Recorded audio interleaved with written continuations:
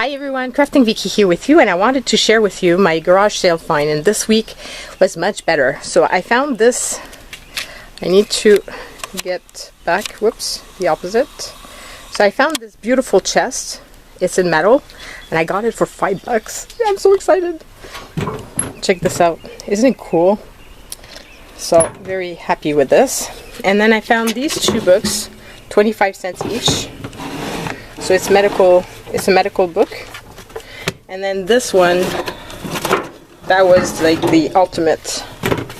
Check that out. Isn't that cool? So I was like super excited for 25 cents. Like, come on.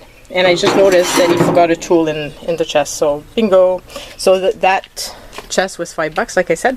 And then I found this cool chest as well for $5.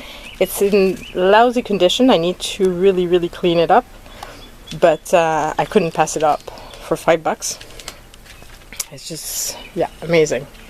And then I found this dictionary for $1, and then this magazine and the Monopoly game as well for $1. So I'm very excited about that. So yeah, it was a much better find. My husband's a bit discouraged with all the chests, but I just love them, and I'll change them if I need to, but that one was just too beautiful. So that is it. Bye everyone.